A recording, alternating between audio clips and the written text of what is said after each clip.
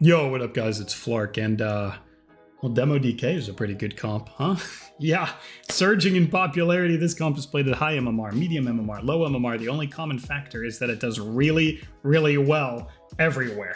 And you're probably thinking, where? Why? Where did this comp even come from? I don't get it. That's a fair and great question, and I'm glad you asked, because I actually have an answer for you. They gave demonology a Mortal Strike effect, similar to all the other Mortal Strike effects in the game. Previously, it only had a 10% Mortal Strike effect on its pet, its Felguard pet. That does not make a lot of sense, so they made it in a recent patch the 25% Mortal Strike effect that every other class tends to have. What do I mean by this? You know, Mortal Strike applied by a warrior, a healing reduction, or an outlaw rogue for wound poison, or a BM hunter pet. Mortal Wounds, it's called with that one. It's all 25% Mortal Strike effect that has one very, very key thing in common. It doesn't stack with the other Mortal Strike effects. They're not stackable. They overwrite one another. So if a warrior and a BM hunter apply theirs at the same time to a target, one just overwrites the other, and it's just 25% still. Instead of 25, then stack to 50, then stack to 75 additively. That would be completely insane, right? So they didn't do that because then there would be no interaction. Healers couldn't heal, and there wouldn't be really a game to play. But Unholy is the one spec that abuses this. It is the exception to this rule because it has a PvP talent called Necrotic Wounds, right? And Necrotic Wounds is healing absorption. And by design, it does something entirely different, except it's exactly the same. It just reduces their healing done, but it does it by absorbing the healing and giving it to the DK rather than just reducing it as a Mortal Strike effect. So by design, it actually stacks with all the other Mortal Strike effects in the game, meaning, well, anytime a class has a Mortal Strike effect, you ought to try it with Unholy because you can make a good comp. And all you have to do is look at the synergies of those two classes and see if there's anything else that those two classes have going for them. And lo and behold, Demo and DK do. What do they have? Instant damage. Tons of pet damage. What does that mean? Unpeelable. So many sources of damage means you never run out. High sustain, unpeelable, unkiteable, unlivable. You can clone them, but you still got 60 pets out there, right? That's the kind of thing that Demo DK brings. Also, instant CC. Demo's pet, its Felguard pet, can stun. Then they have a Grimoire that can also stun and lock out. And then they have a lockout. And then they have a coil. And they could have an instant Howl of Terror if they wanted to. Which means that's instant CC, instant CC, instant CC. You can put a stun on the healer into a fear. Then you can stun the DPS and coil them out. And then you can howl to peel. Or you can get a lockout on the Holy Priest. And then you can summon your Grimoire pet and get another lockout on the Holy Priest, right? You have so many tools, and that's so valuable because generally caster DK could be really good. But if the caster is too setup dependent, you'd rather play with a rogue, right? Or something that can peel for it in those goes and just be like, okay, kidney, blind the healer, let's go. DK is more of a pressure-oriented spec, right? A-bomb limb, pull them all into a pile, do nuclear damage, and you'd rather have those CCs that don't break, those instant stuns, that instant coil, right? Or when the priest can finally get away, get out of this, or whatever healer they have, right? You can fear them, and they had to trinket that first go because you've got A-bomb limb and tyrant and stun, and you just fear them over in the side of the map. When they finally got away, all of a sudden now they're in a full fear with no trinket, and it's just so much pressure, so much on-demand damage. It reminds me a lot of BM DK, which was good for all the same reasons, but BM DK, Beast Mastery DK, had a fatal flaw. The BM Hunter was a little squishy, right? It generally plays jungle, and what does Feral have for him?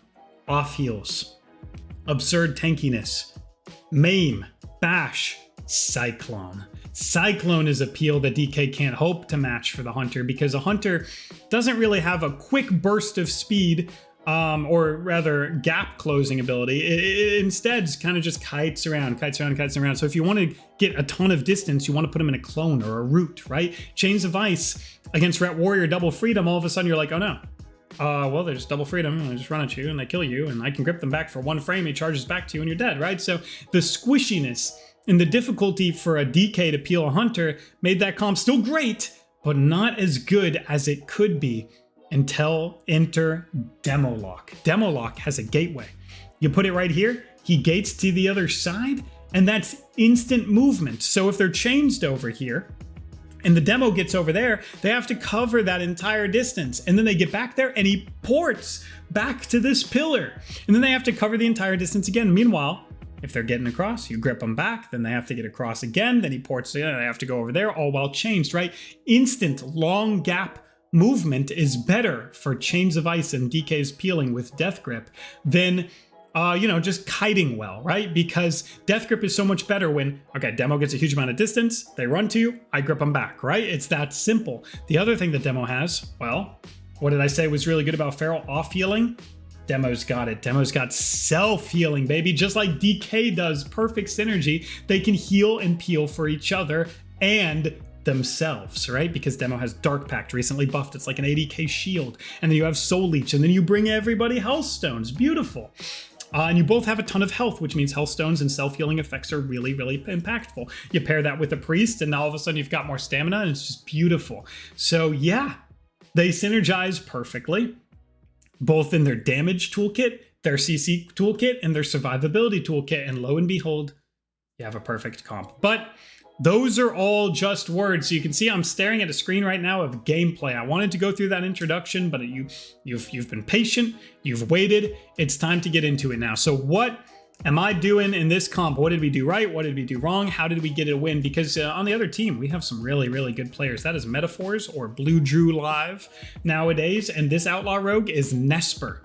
These are fantastic players on the other team, but we're able to get a win playing DK, Demo, Holy Priest, and let's see how it goes. So first of all, and yes, you play with a Holy Priest still, even though they lost 1 second on their CC chain, they still have instant CC, and you get PI for a DK, which is just so good.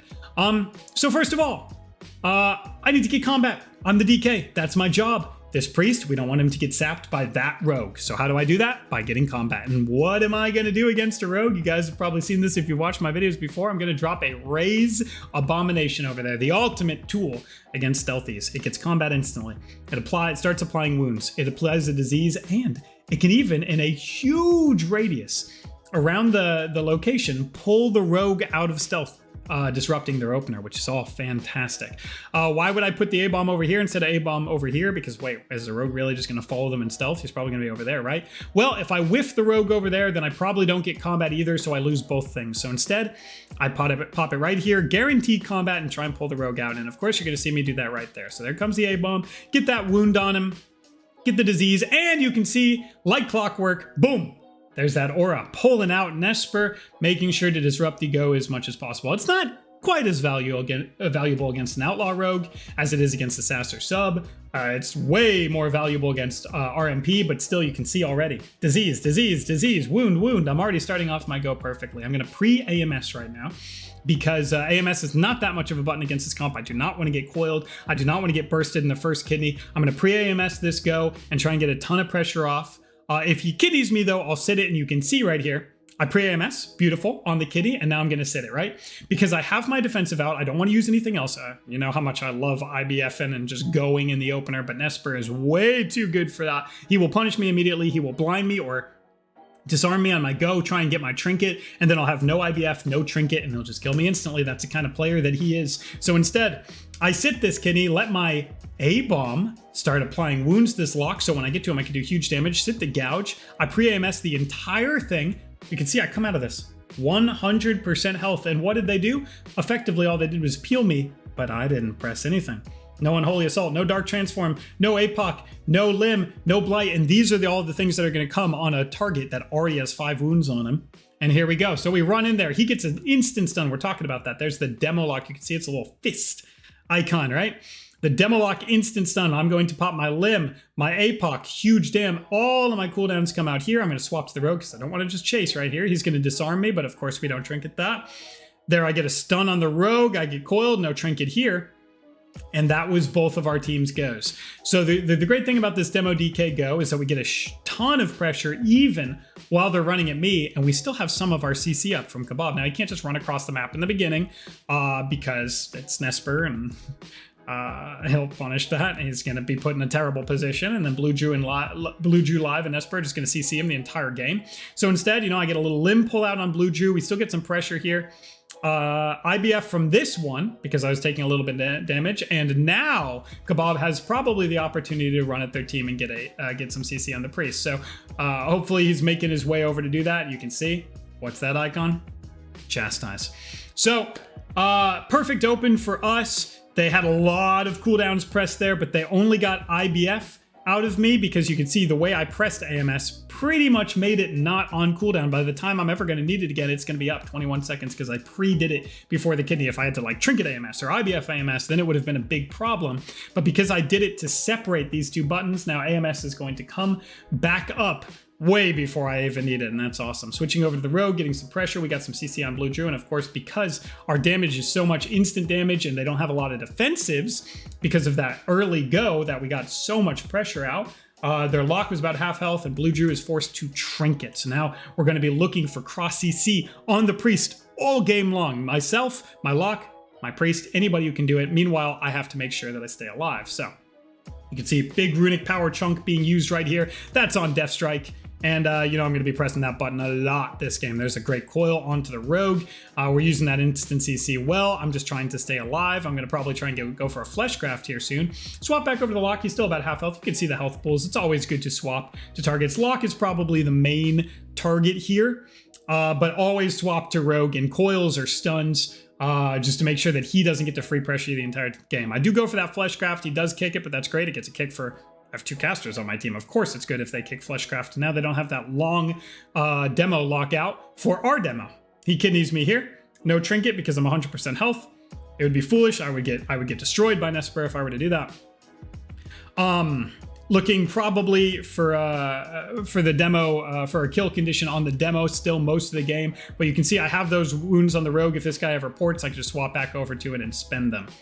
I want to keep both players changed. This is something I probably could have done a little better. It's hard because Unholy Rune Generation is not quite as good as Frost, but I could keep this lock changed a little bit more. So when he does use things like port, he can't really go anywhere with it because he's changed. But right now, see, he kind of dips around. I'm going to get disarmed here. We never trinket that. Of course, you can see another value of Raise A-Bomb. I can just press it in a disarm. I can press Transform in a disarm. And then by the time the disarm ends, I already got all my wounds on him anyway. There, I finally trinket a little bit of greed here. That was kidney on me. I was probably fine. My lock was taking some damage, so it's fair to get counter pressure. Because if I do just let him do whatever he wants all game, eventually they'll probably set up a go on my demo that kills him. And also we had the stun coming on the lock. And there's that cross CC that I promised, right? So you can see this trinket. The kidney 20 seconds before this, we had nothing going on. It would have wasted it. Instead, we save it. And now look at this. We have something going on. I had cooldowns out. I had offensive cooldowns. Now it's a good time to press. The priest had no trinket. I had asphyxiate come back up. We get cross CC. There's that fist stun on the demo. Priest also stunned with no trinket by yours truly.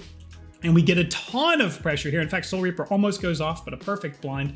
It looks like it does go off, so I'm going to still do a ton of pressure to this guy, but a perfect blind from nessper, peeling this go, and barely keeping his team alive. Good triple Shadow Fury there. My demo playing this extremely well. My priest keeping him alive.